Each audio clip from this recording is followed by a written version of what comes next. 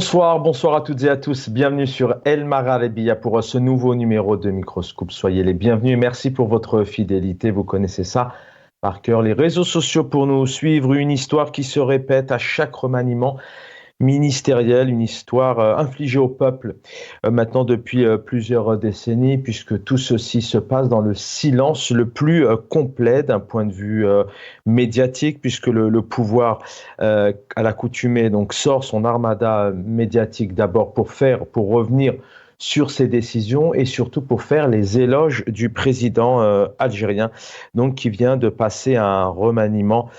Et puis les partis politiques, on en parle ce soir. D'abord, ils sont nombreux à avoir soutenu Abdelmadjid Tebboune. Ils sont ignorés. Aujourd'hui, ils sont exclus. On en parle avec nos invités. Alors, un remaniement ministériel dans une nouvelle Algérie, entre guillemets, dans un renouveau, entre guillemets, annoncé avec de nouvelles compétences. Je cite le président algérien, plus de 2 mois après être intronisé pour un deuxième mandat avec des conditions particulières, puisqu'encore une fois, c'est une réalité. L'élection a été totalement boycottée. Plusieurs observateurs ne parlent pas bien évidemment d'élection puisque le président algérien a été très très mal élu, pas loin de 10% selon les analystes, les observateurs d'Algériens et d'Algériennes qui se sont rendus dans les urnes. C'est pour vous dire le degré d'illégitimité. En tout cas, le Premier ministre donc algérien Nadir Rabaoui, donc lui reste le ministre des Affaires étrangères. On en parle avec nos invités quand on voit les 5 années de diplomatie à tâtons qui navigue à vue, un pays qui s'est isolé.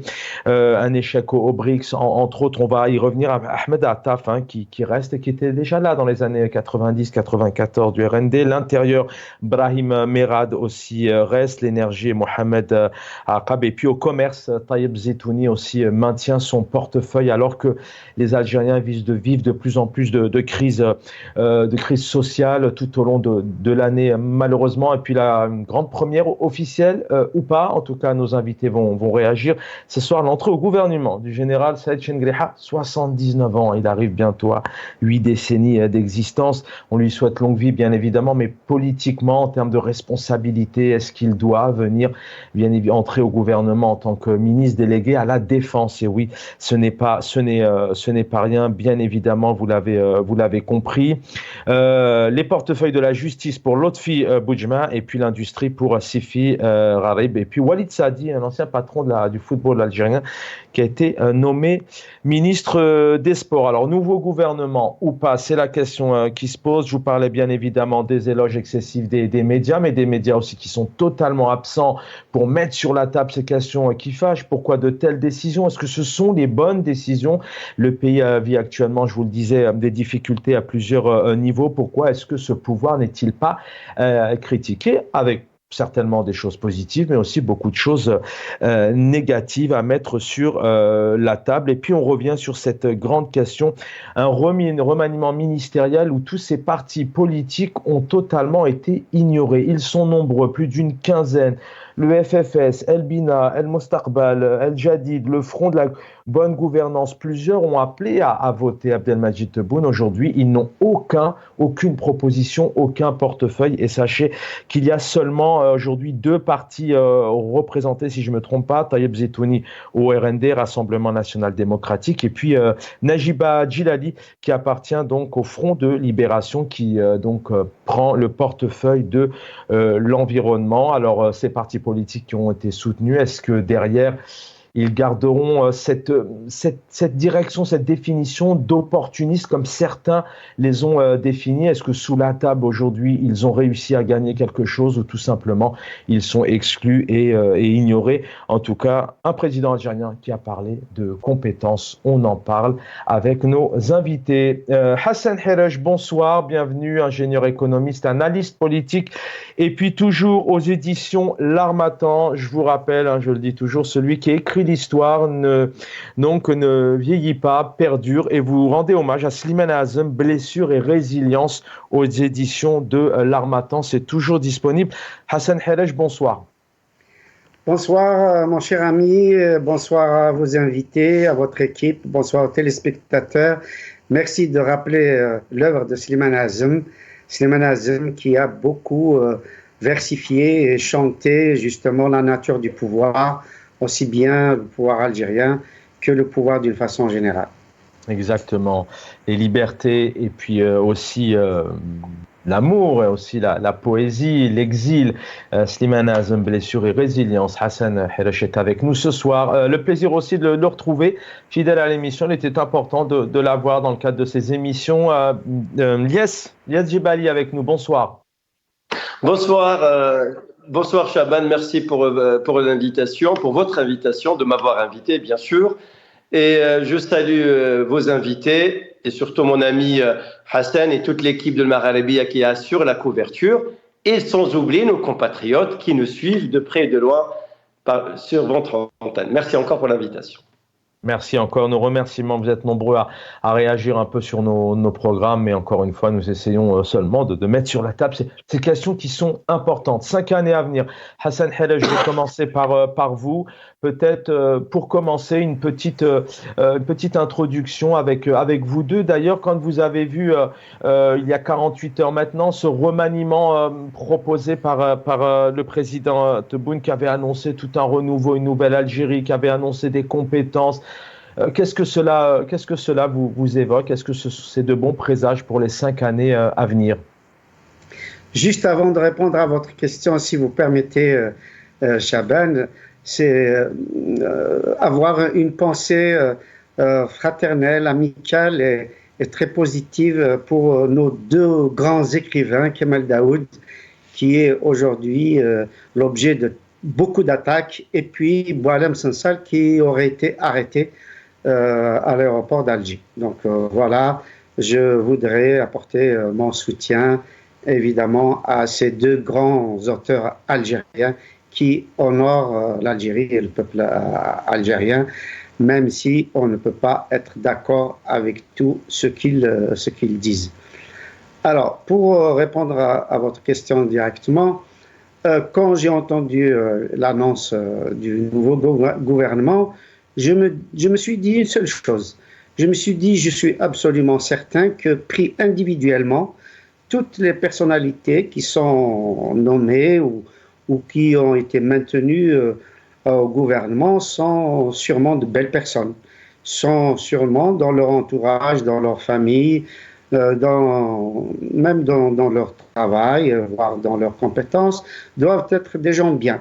Mais mis dans un système, mis dans le puzzle du système algérien, ils deviennent évidemment inopérants, sourds aux appels des Algériens, ils deviennent voire même narcissiques, qui n'entendent personne, seule leur parole évidemment est la meilleure, ils n'écoutent pas les Algériens et ils sont imbus de leur personne, ils ne prennent pas de recul, ils prennent des décisions de façon non, pas toujours appropriée.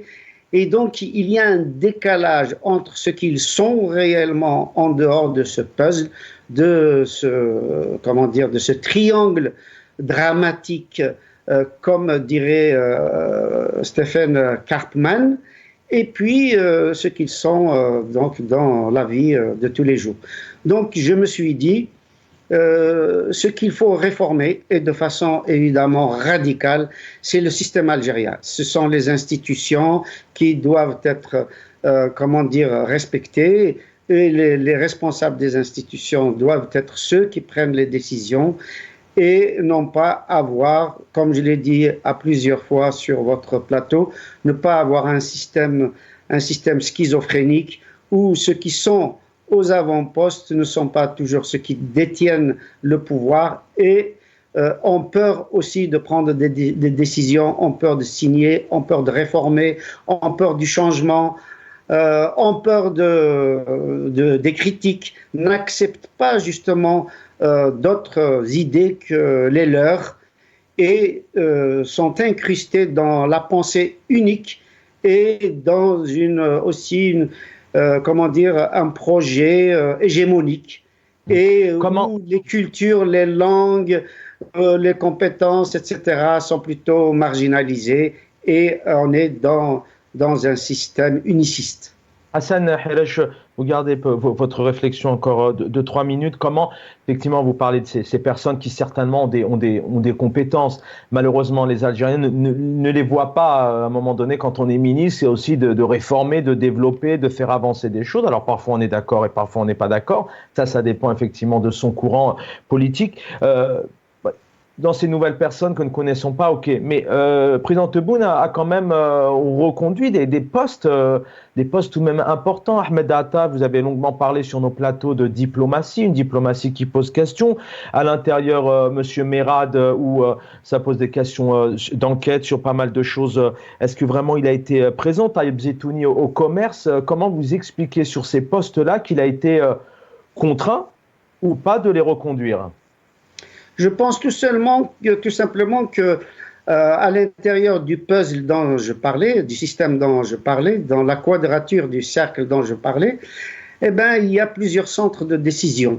Et donc, les hommes qui sont à l'intérieur de ces centres de décision exercent évidemment des rapports de force, sont dans des bras de fer et donc vont imposer telle ou telle personne à tel poste, etc. D'autres, évidemment, vont essayer d'introduire ou de maintenir d'autres, ainsi de suite. Et donc, c'est le résultat des rapports de force. Moi, je pense que l'équipe actuelle, qu'il soit nouveau ou qu'il soit ancien, est le résultat de ce qui se passe malheureusement dans un pouvoir que nous avons connu depuis l'avènement du système boumedienne. Et donc, encore une fois, j'insiste là-dessus, ils peuvent avoir d'énormes compétences dans une autre vie, soit dans une entreprise privée, soit dans une entreprise d'État, soit dans une administration, etc. Mais cette compétence-là, confrontée à l'intérieur du système, à des rapports de force évidemment qui ne leur sont pas forcément favorables pour exprimer leurs compétences, eh bien, ils deviennent comme tous des produits d'une machine à fabriquer des narcissiques. Yes, Djebali, même question. Qu'est-ce que vous évoque ce remaniement avec les 2-3 éléments que je viens de donner? Dans un deuxième temps, on essaiera aussi de comprendre l'arrivée officielle ou pas du chef d'état-major, mais d'abord d'un point de vue général et surtout sur ces postes politiques, ce remaniement, qu'est-ce qu'il vous évoque?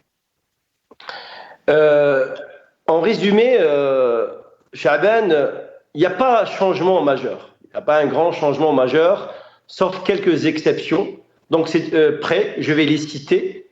Et je vais aussi, si tu permets, cher Chaban, je vais corriger. Je vous en prie. Concernant le portefeuille qui a été attribué au commerce de l'intérieur, en l'occurrence à M. Taïeb Zetouni, que je suis de près ou de loin, c'est quand même, il faut lui rendre hommage, c'est M. Anti-Inflation, malgré la puissance des spéculateurs, malgré l'intrusion de l'informel, il a eu quand même à sauver un petit peu les meubles. Il faut être un peu juste quand on veut analyser les choses. Sinon, de façon générale, il n'y a pas de changement majeur. C'est une reconduction tacite du gouvernement 1 de M. Tebboune. Je pense, et pour cause, il n'y a pas eu un consensus en non-lieu entre les différents clans, c'est-à-dire clans ou factions, c'est selon la sémantique qu'on souhaite attribuer à ces 2 ou 3 clans qui décident du devenir de notre pays, de l'Algérie. Donc, c'est une reconduction, surtout les postes régaliens, hein, d'accord. Monsieur Attaf, en tant que ministre de la diplomatie internationale, est-ce que vous allez me dire, est-ce que son bilan est élogieux? Je vais vous dire non. Tout le peuple algérien sait que son bilan est, je dirais, n'est pas élogieux du tout. D'ailleurs, sur le plan international, sur le plan diplomatique, on s'enfonce dans les crises, je veux dire, avec nos voisins. On ne va pas refaire la diplomatie internationale de notre pays. Quant à monsieur ministre quand même de l'énergie, qui on lui attribue le titre de ministre d'État, oui et non, moi je reste sceptique. Pourquoi il n'a pas opéré pour une transition écologique, considérant que le devenir de notre pays, ce ne sont pas les énergies fossiles, c'est la transition et les énergies renouvelables. Alors, quant aux autres portefeuilles, vous savez très bien, Chaban et cher Hassan, que les portefeuilles sont attribués, 1, en fonction de la confiance, 2, le clientélisme, 3, la soumission aveugle, et 4, aussi, c'est-à-dire se soumettre. C'est ça, en fait, finalement. Et aussi la cooptation. On peut coopter. C'est ça, comment on distribue l'attribution des portefeuilles de ministres et secrétaires d'État. Une remarque très importante, l'intrusion, je veux dire, de l'armée au sein du gouvernement.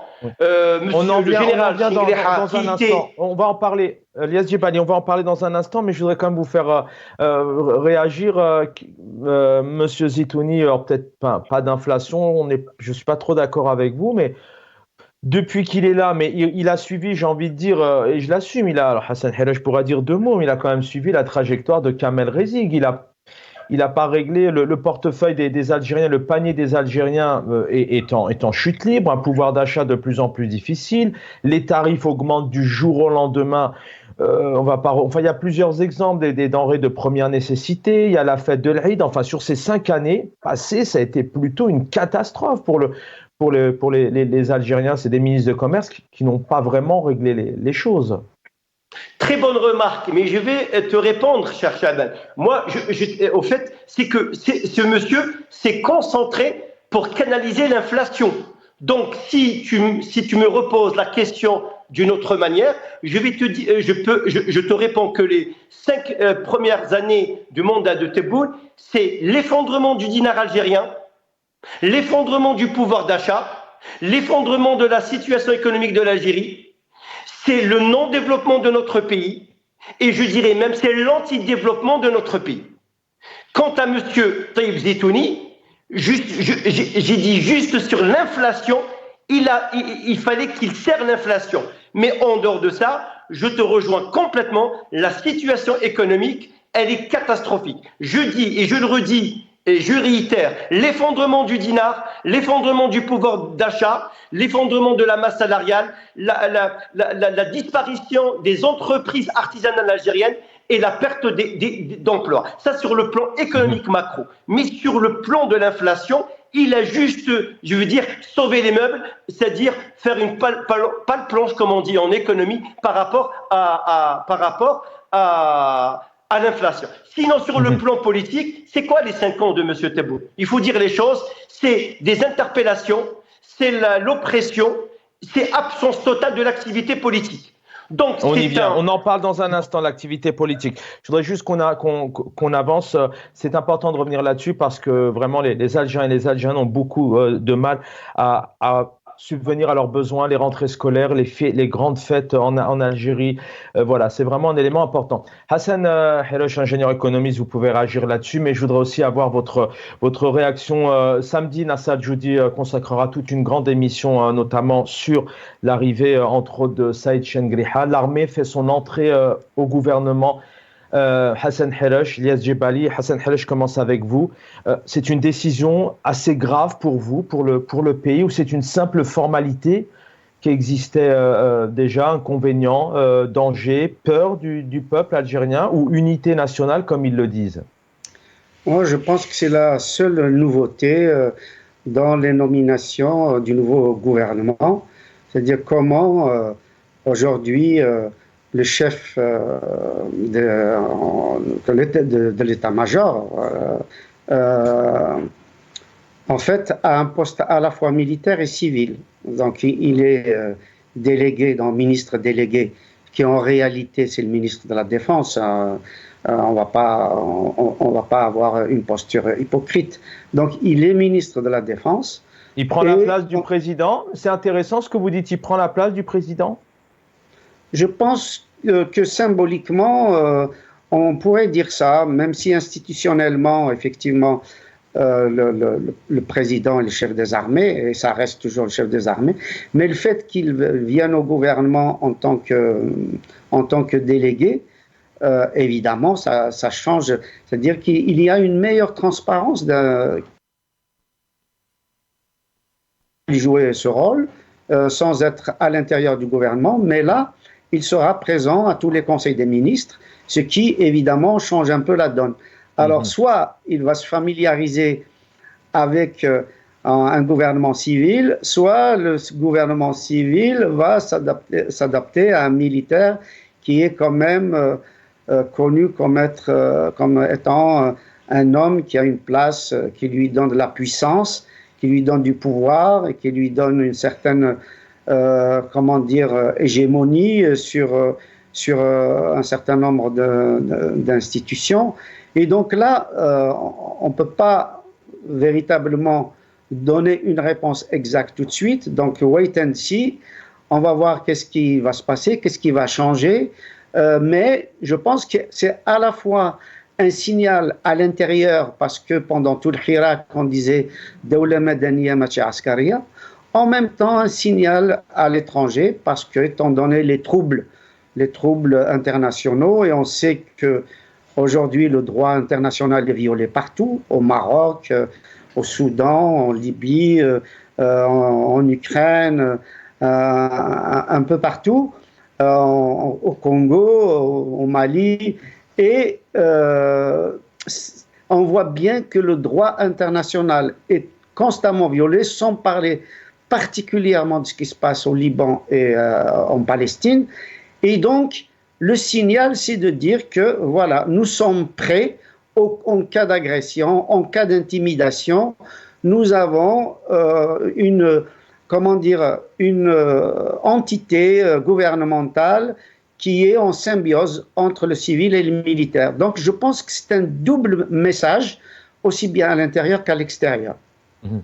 Merci Hassan Helaj. Je laisse Djebali une réaction aussi concernant cette arrivée au gouvernement, continuité.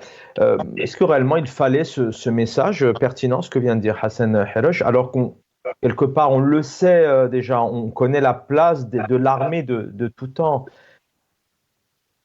En fait, l'armée, tout simplement, le fait que Saïd Chinguereha, qui était vice-ministre de la Défense, il devient ministre délégué à la Défense. Je rejoins mon ami Hassan, c'est ministre de la Défense. Il faut savoir, quand on est vice-ministre de la Défense, ça a des relances subalternes.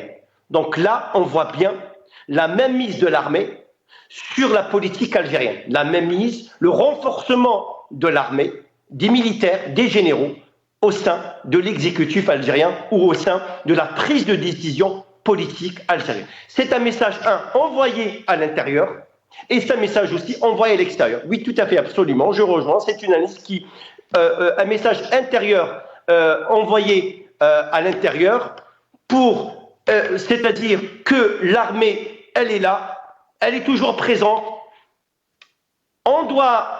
L'Algérie doit composer, qu'on le veuille ou non, avec l'armée. C'est un message, c'est ça au fait. Parce que nous... Mais pour le peuple, Ilyas Djebali, est-ce que c'est encore une continuité du tout sécuritaire ? On va y venir, bien évidemment. Les Algériens subissent ces décisions. Malheureusement, ils n'ont pas le droit à la parole sur les plateaux, sur les réseaux, c'est difficile.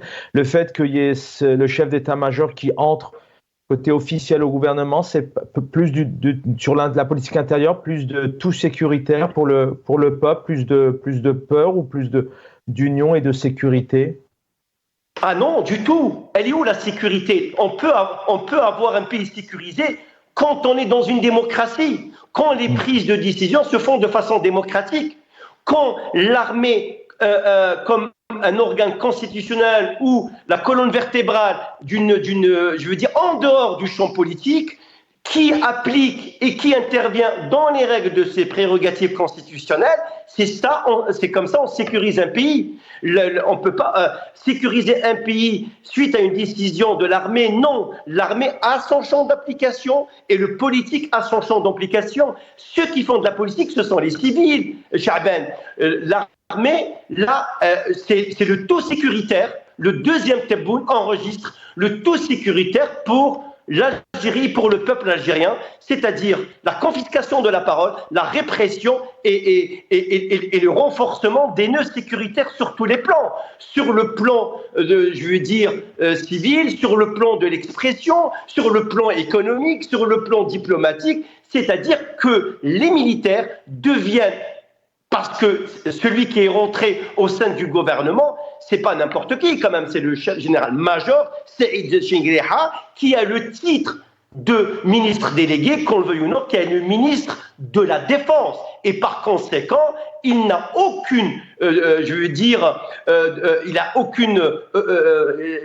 ne reçoit pas d'ordre de Tebboune quasiment. Il va utiliser sa puissance, c'est-à-dire ses décisions au sein de l'institution militaire, il l'applique dans un contexte ou d'un genre civil. C'est ça ce qui me fait peur, c'est la même mise de l'armée sur le plan politique. C'est un message envoyé aux Hirakistes ou au peuple algérien que c'est nous qui gouvernons l'Algérie. C'est pas possible. Voilà, parce que Tebboune, au départ, qu'on le veuille ou non, Tebboune c'est le seul homme civil, c'est le seul président civil depuis l'indépendance. Qu'il était ministre de la Défense, il reste civil, il est civil quelque part, mais c'est pas lui qui gouverne. Tout le monde sait maintenant, c'est l'armée, c'est toutes ces factions ou tous ces sous-clans qui gèrent l'Algérie, et les décisions cha'banes se prennent en fonction ou selon le rapport des forces. Voilà, il y a 2 ou 3 clans, voilà. Merci, restez avec nous. Je vous rappelle que la rétro, c'est samedi pour 1h30. Mon ami Nassal Djoudi, confrère, qui reviendra sur cette actualité importante. Alors, ils recevront peut-être une compensation secrète sur laquelle ils ont négocié au préalable. En tout cas, question qui se pose, est-ce qu'ils n'auraient pas subi ici une condamnation politique, une humiliation, une exclusion? On parle bien évidemment de ces partis politiques. Abdelmajid Tebboune qui a parlé des compétences, des plus grandes compétences. Pourquoi n'a-t-il pas puisé dans ces partis politiques, ces responsables qui l'ont soutenu? Alors le fait de ne pas sélectionner aucune personnalité politique, notamment pour un ministre, est-ce que cela, Hassan Hirej, je commence par vous, est-ce que cela notamment ne signifie pas que les partis politiques manquent de compétences et qu'il n'y a pas du tout de démocratie et que le pouvoir fait ce qu'il veut? Juste avant de répondre directement à votre question, je mettrai un bémol à ce qu'a dit de façon pertinente mon ami Elias. Je ne crois pas vraiment, justement, que nous soyons dans un système totalement militarisé. Je vais vous donner comme preuve le fait que la Constitution a été changée, et donc autorisant les officiers supérieurs à prendre des postes civils au niveau des ministères, au niveau des entreprises et au niveau des administrations. On a bien vu qu'il n'y a pas eu le moindre changement. On n'a pas vu ces officiers prendre les rênes des administrations ou des entreprises ou des postes diplomatiques ou autres.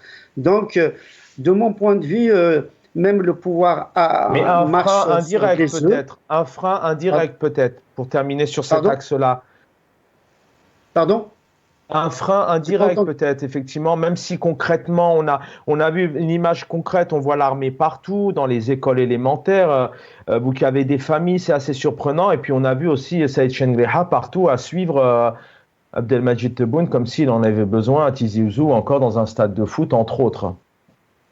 Moi, je pense que il est possible, évidemment, je n'ai aucun élément, c'est juste des hypothèses.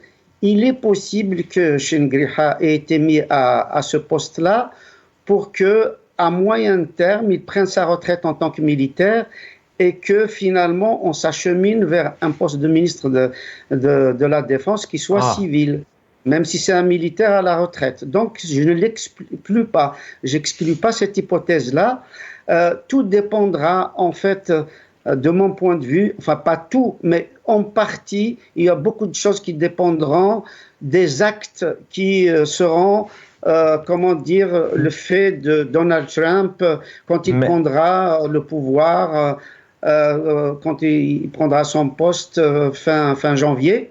On verra ce qu'il fera vis-à-vis des pays amis, vis-à-vis des pays hostiles, des pays qui sont entre les deux, comme c'est le cas de l'Algérie. C'est à la fois un partenaire, mais un pays plus ou moins hostile à cause évidemment de ses relations avec l'entité israélienne. Donc tout ça aussi est lié à la conjoncture internationale. Il faut à la fois montrer une détermination et centraliser la décision au cas de difficulté, et donc un rapprochement du chef d'état-major avec le président, en même temps une fenêtre ouverte sur une possibilité d'un changement. On verra. On verra. Maintenant, je voudrais juste qu'on avance sur ces partis qui vraiment ont été réunis, 27 partis autour d'une table au Palais El Mouradia, qui étaient vraiment derrière. Aujourd'hui, ils ont disparu. Voilà, ils ont totalement isolé, ignoré ou pas. Comment vous analysez cette situation politique en Algérie? Alors, je ne parle pas des Karim Tabo, des Mohsen, des Atman Mazouz, des Ali Belhaj, des gens comme ça, qui sont vraiment de l'opposition pour dire, mais ces gens-là, où sont-ils? Qu'est-ce qui leur arrive, Hassan Hiresh? Je pense très honnêtement que le pouvoir en place depuis 1965 a peur de la démocratie et voit dans la démocratie plus un champ d'affrontement, un champ de confrontation qu'un champ d'échange d'idées, un champ d'échange de projets, un champ qui permette aux Algériens d'être acteurs de leur propre destin, un champ qui permette la souveraineté populaire. Ils voient plutôt comme étant comme une possibilité de bras de fer. Et encore une fois, je disais que cette machine à fabriquer des égocrates, à fabriquer un homme narcissique au pouvoir, dès lors qu'il est là, il doit avoir un pouvoir démesuré, il doit avoir une posture de victime en disant qu'il y a toujours des ennemis intérieurs et extérieurs qui menacent évidemment les institutions. Il doit dénigrer justement l'opposition. Il va dire que c'est des personnes qui déstabilisent le pays. Il y a un décalage constant entre ce qu'ils disent et ce qu'ils font. Et ils ont juste besoin d'être applaudis. Ils n'ont aucune empathie envers leurs opposants, envers les Algériens, qu'ils soient dans les partis politiques ou dans la société civile, etc. Donc les compétences, effectivement, ne sont pas prises en charge. Un gouvernement, personnellement, je ne vois ni des Mohsen Belabbas, ni des Karim Tabou, ni j'ai oublié son nom, ni des femmes politiques que nous avons à Algérie. Ça me semble être évidemment un gouvernement amputé de beaucoup de compétences, comme vous dites.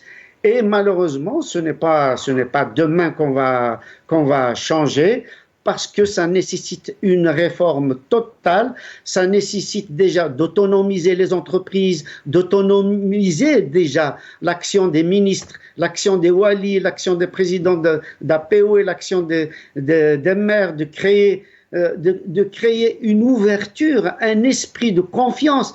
Parce que ce que reflète le gouvernement actuel, c'est le manque de confiance. Il n'a pas confiance en peuple algérien, il n'a pas confiance dans l'opposition, et nous sommes dans l'immobilisme, dans la méfiance des uns des autres, dans le rejet de l'autre, et on accepte que les partis politiques qui ont applaudi les différentes élections, qui ont applaudi les différents chefs, et malheureusement, pour accéder à mobiliser les compétences, il faut un véritable changement, un changement politique, un changement institutionnel, un changement du système.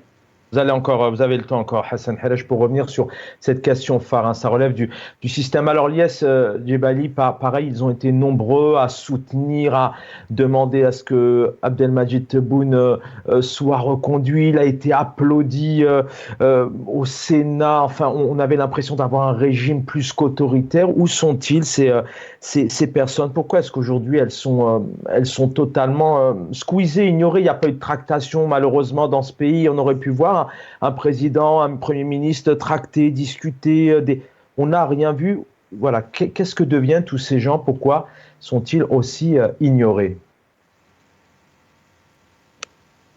Si tu permets, avant de revenir à ta question qui est très pertinente, juste, je souhaite y revenir sur un tout petit point qui va me nécessiter 30 secondes. Je pense que l'article 30 de la Constitution de 2020 l'article 30 donne toutes les prérogatives, c'est-à-dire, les flags sont verts, comme disent les Anglais, green flags, à l'armée algérienne d'entreprendre ce qu'elle veut. Elle n'a pas besoin de représenter par un chef d'état-major au sein d'un gouvernement, pour décider. C'est des messages codés, clairs, aussi bien pour l'intérieur et pour l'extérieur. Je pense que c'est des messages aussi bien pour les opposants et aussi peut-être les quelques clans sont mis d'accord pour que l'armée soit visible pour l'intérieur, aussi pour l'extérieur. C'est des messages. Sinon, l'armée, le tout sécuritaire, les accords sécuritaires, c'est du ressort de l'armée. C'est même pas du ressort de M. Tebboune. Voilà, c'était pour revenir à cette question. Sinon, par rapport aux partis politiques, les partis politiques ont été manipulés, ont été utilisés à des fins. Le régime les a utilisés et il les a, je suis désolé, comme disent les Anglais, they throw in outside. Ils ont été jetés en pâture, tout simplement. Vous savez que le régime, il est impitoyable. Le régime, il est incolore. Il n'a pas de couleur. Le régime, il est inodore. Il n'a pas d'odeur. Le régime, il cherche ses intérêts. Il les a utilisés. Tebboune les a utilisés. Ils ont été derrière. Voilà. Mais qu'ils se réunissent ou non, hormis quelques partis politiques, il faut leur rendre hommage, qui sont restés très actifs. Et quand même, c'est le RCD. Et quand même, il faut dire les choses. Et l'UCP et aussi peut-être aussi un parti de gauche progressiste. Mais sinon, je suis désolé, les autres partis, ils ne représentent plus l'opposition en termes de puissance en Algérie. Ils ne pèsent rien. Quasiment, ils ont capitulé. Ça, il faut dire les choses. Quant à la compétence, le régime peut trouver des compétences. Mais la compétence, est-ce qu'elle est au service de la soumission? Est-ce qu'elle est au service des intérêts personnels ou au service de la nation? C'est ça ce qu'il faut savoir. Donc, tous ces hommes que tu viens de dire, ils ont des compétences. Ils peuvent contribuer, au développement de la nation, mais le régime ou le pouvoir ou les clans cherchent l'immobilisme parce que l'immobilisme, au fait, il leur sert comme ressource, comme finalement résultat de leur travail. Pourquoi? Parce qu'ils ne veulent pas engager l'ouverture de champs démocratiques. Pour eux, dans leur esprit, c'est dans des conditions incertaines, la globalisation, la reconfiguration des cartes mondiales. Voilà, il faut dire les choses que le régime, il a 5 ans, enfin, quand je dis le régime, représenté par M. Tebboune, qui va rempiler pour un deuxième mandat avec des postes régaliens les mêmes, nous allons encore assister à l'immobilisme. Les jours ne sont pas meilleurs, les jours ne sont pas prometteurs pour l'Algérie. Chaben, il y avait 3 premiers ministres. Il y avait le premier ministre Jarrad, qui a eu l'intelligence de quantifier son impuissance. Il est parti, il a quitté, on l'a nommé ambassadeur en Suède après 18 mois. Quelle promotion! Le deuxième, c'était Ben Abdelrahman. Il a eu, soi-disant, des ambitions présidentielles démesurées. Il a été chassé. Et le troisième, M. Al-Arbaoui, diplomate au sein de l'ONU, mais qu'est-ce qu'il représente un Premier ministre quand il est reconduit? Il ne parle pas, il ne discute pas, on ne le voit pas, immobile, toujours assis à côté de M. Tebboune. Et voilà, c'est ça l'immobilisme, c'est ça la politique dite immobilisme en Algérie. Une politique qui n'avance pas. L'immobilisme et la corruption deviennent les 2 critères de gouvernance de notre pays. C'est ça la réalité. C'est ça la réalité. Maintenant, je reviens à vous, Elias Djebali. Vous venez de citer quelques exemples. Hassan Hiresh, on dit aux Algériens, depuis notamment l'arrivée d'Abdelmajid Tebboune, encore une fois, on rappelle qu'en 2019, c'était catastrophique aussi. Il a été très mal élu, ce président, puisque les gens ne sont pas allés, les Algériens et les Algériens ne sont pas allés voter, mais tout de même, il y a un message de renouveau, d'une nouvelle Algérie. L'ère de Bouteflika est terminée. On essaye de faire passer ce message aux Algériens. Est-ce que pour vous, vous le disiez un peu tout à l'heure, mais on essaie aussi de comprendre le paradoxe. Pourquoi d'un côté, il il y a tous ces messages qui sont dits et depuis maintenant plusieurs mois. Et d'un autre côté, bon, on a l'impression que les Algériens, vous le disiez, sont toujours engouffrés et gangrénés dans le même système, la corruption, le développement du pays, la démocratie. Ceci dit, Abdelmadjid Tebboune n'est pas plus mal élu que Bouteflika ou que Boumediene ou que Chadli, et ainsi de suite, ou que Ben Bella. Hein. Je veux dire, il n'y a rien de nouveau sous le soleil. Je veux dire, on ne va pas mettre sur le dos d'Abdelmadjid Tebboune ce qui, en réalité, est un processus constant depuis 1962. Donc, c'est pour ça que j'ai déjà dit sur votre plateau que Abdelmadjid Tebboune, il peut tout à fait se légitimer, même donc s'il n'est pas légitimé par les urnes, il peut être légitimé par les actes. Et pour le moment, il a passé 5 ans, il n'a pas cherché à se faire légitimer par les actes, et peut-être que son deuxième mandat, il pourra le faire. Il faut toujours espérer. Maintenant, moi, ce dont j'ai peur, c'est qu'il y ait une influence du modèle chinois. C'est-à-dire qu'on pense que injecter de l'argent dans l'économie, injecter l'argent dans l'armée, c'est la solution. Or, nous n'avons pas du tout la même... Les Chinois vivent quand même. Pardon ? Je sais que vous êtes un peu expert, vous avez un avis là-dessus. Les Chinois, il y a des problèmes de liberté, il y a des problèmes aussi de corruption, mais les Chinois vivent. Il y a un développement, il y a une prestance, il y a une présence à l'international, il y a de l'export, il y a de l'import. On peut creuser sur la Chine, mais à la fois, on peut dire que le peuple chinois tout de même vit dans un autre cadre que les Algériens. La Chine a eu l'intelligence de travailler avec l'Occident. Elle a appelé les investissements étrangers, ils sont venus, on leur a donné tous les avantages, notamment la main-d'œuvre qualifiée pas chère, notamment très très peu d'impôts, mais ils ont négocié le transfert de technologies. J'en veux que pour un seul modèle, par exemple le modèle Volvo. On a vu comment Volvo allait disparaître, et ils ont accepté d'être rachetés par les Chinois, et le transfert des technologies de Volvo aux ingénieurs chinois font que aujourd'hui la voiture chinoise est extrêmement performante et dépasse même sur certains aspects les voitures occidentales. Donc nous, quand Issa Derbrab voulait faire la même chose en achetant des entreprises en France, en Europe d'une façon générale, au Brésil, eh ben, on lui a mis les bâtons dans les roues. Alors qu'il avait annoncé justement que sa volonté était de permettre le transfert des technologies.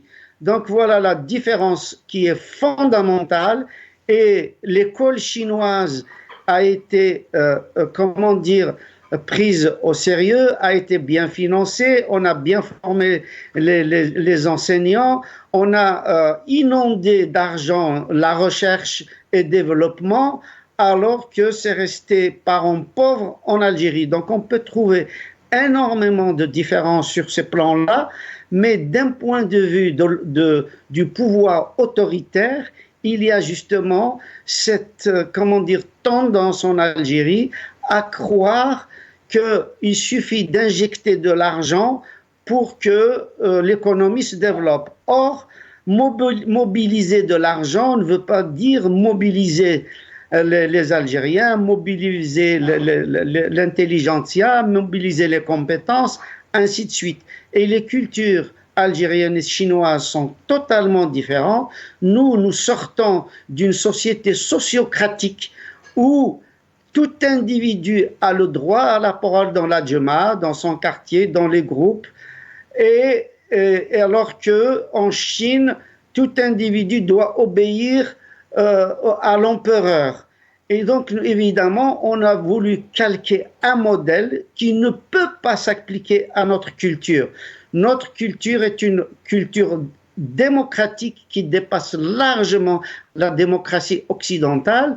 Et donc, aujourd'hui, on n'en est pas là. Et il n'y a pas de réflexion sur ce registre-là. Les institutions qui ont conduit qui ont conduit à la libération du pays, ce sont des institutions traditionnelles, c'est le village, c'est la tribu, c'est la région. C'est pour ça que l'AFLN, ALN a été organisé en région, ça a été opérant et des régions évidemment en toute cohésion, en toute cohérence, aussi bien culturelle, économique, historique, etc. Et aujourd'hui, au contraire, le pouvoir, depuis Boumediene, a disloqué, a tout fait pour disloquer ce tissu anthropologique, ce tissu sociologique, ce tissu linguistique, culturel, etc. Et il en a fait une opposition au pouvoir algérien au lieu d'en faire un allié du pouvoir algérien. Merci. Lies Djebali, vous pouvez réagir sur ce que vous venez d'entendre. On peut injecter de l'argent, mais d'un côté, avoir aussi un peuple qui vit normalement. Les exemples sont énormes. On pourrait parler des haragas, on peut parler notamment des étudiants en médecine actuellement, mais je voudrais avoir votre avis. Ces partis, notamment, qui se sont soi-disant présentés aux élections aujourd'hui, on ne les entend pas, notamment entre autres le FFS, le MSP, ces partis-là qui étaient vraiment présents. Leurs militants aussi sont quasiment aussi ignorés par ces partis politiques. Est-ce que derrière ça, il y a des négociations qui sont faites? Est-ce que le patron du FFS, c'était M. Aouchiche, si je ne me trompe pas, est-ce que derrière ça, lui, il est gagnant pour être dans le silence total, par exemple, dans ce système, hein, vraiment, on va au-delà aussi du FFS. On essaye de comprendre ce système politique et antidémocratique pour vous. Chaban, de revenir 30 secondes sur la Chine rapidement et je bifurque. Rapidement. Au fait, c'est vrai, la Chine, le peuple chinois vit bien. Le Parti communiste, qu'on le veuille ou non, il a réussi à sortir 800 millions de Chinois de la pauvreté dans des territoires un peu très, très pauvres. Mais les Chinois ont injecté 128 milliards pour relancer l'économie. C'est vrai, c'est une économie qui commence à être atone. On va dire il y a le chômage des jeunes, mais quand même ils arrivent à vivre parce qu'ils ont cette intelligence de travail, la notion du travail qui est inculquée au peuple chinois. Ils poussent les Chinois à investir. Moi, j'aurais aimé, j'aurais souhaité, à défaut de ne pas encore trouver cette fameuse démocratie, parce que c'est la seule solution pour l'Algérie, pour le peuple algérien, pour toutes les régions d'Algérie, c'est que on fait comme les Chinois. Vous avez le Parti communiste qui est au premier étage, il contrôle, qu'on le veuille ou non, mais il laisse quand même une liberté totale sur le plan économique, sur le plan et 50% sur le plan politique, il laisse son peuple se développer. Je veux dire, un citoyen chinois est heureux. Il n'est pas heureux comme en occidental, certes, mais quand même une grande avancée, ces Chinois qui font des transferts de technologie, ainsi de suite. Revenons à ta question. Oui, mais quand on a vu le FFS et le BINA, qui ont, dans leurs présidents, ils sont portés candidats à l'élection présidentielle, le but c'était quoi? Pour avoir des postes ministériels. Moi, je pose la question aujourd'hui au FFS, qu'on le veuille ou non, c'est le parti d'opposition le plus vieux d'Algérie, qui a été créé en 63 et quand même qui est porteur de valeurs de grande démocratie, du vivre ensemble et une vision qui est juste de la société algérienne. Je pose la question à ce président, M. Aouchiche, qui s'est porté candidat contre ça, je veux dire la base, contre les vrais militants du FFS qui ne voulaient pas rempiler, qui ne voulaient pas se plier aux exigences et qui ne voulaient pas se porter caution à ce régime. Le résultat, c'est quoi? Aucun poste ministériel n'a été attribué au parti FFS. Aucun ministériel. Nous le savons qu'au sein du FFS, au sein de cette direction, il y a des compétences sur le plan économique, sur le plan politique. Où sont-elles? Elles sont absentes. Ça veut dire que le régime, le pouvoir, il les a utilisées pour, soi-disant, pousser la Kabylie à voter et sortir de l'abstention. Mais le résultat, le régime, il est toujours 2-3 longueurs d'avance sur les autres. Et c'est ça. Pourquoi? Parce que le régime, il mue, il manipule, il achète, il vend, et c'est ça sa politique. Donc, l'échec total de M. Aouchiche et de la direction du FFS pour qu'elle comprenne c'est quoi la nature du régime. Ils ont été utilisés et ils ont été jetés, je suis désolé pour le terme, comme des serviettes. Voilà, c'est ça la question. Maintenant, d'ailleurs, il y avait aussi d'autres régimes. Il y avait Sofiane Gilali dans le parti qu'il a eu un seul poste de député au sein du Parlement. Pour vous dire que le régime ne connaît rien que ses intérêts. Pardon. Merci, non, je vous en prie. Il est 19h53. J'ai vu Hassan Harouche noter 2-3 choses. Je sais que vous avez certainement envie de réagir, mais on y reviendra puisque c'est le cœur de ce système, malheureusement, tout faire pour ignorer les partis politiques, les vrais partis politiques d'opposition qui sont malheureusement soit emprisonnés, soit limités dans leurs activités, ou ces partis politiques qui ont essayé, mais on voit quand même derrière qu'il y a la manipulation. Hassan Harouche, merci infiniment, ingénieur économiste, analyste politique, et blessure et résilience, Slimane Azem, vraiment, je vous invite vraiment à vous le procurer aux éditions L'Harmattan, qui écrit l'histoire, est éternelle. Hassan Harouche, merci. Et puis Liad Djibali, merci pour votre fidélité, pareillement, donc analyste politique, et vous êtes aussi ingénieur économiste. L'équipe en régie, merci infiniment. Dans quelques instants, Jamadine Benchenou, juste derrière, c'est Salim Salhi, et puis Mohamed Bachouch, et puis l'autre fille Double Canon qui vous ouvre l'antenne. Demain soir, vous aurez le plaisir de retrouver mon ami, confrère Nassad Djoudi. Bonne soirée à tous.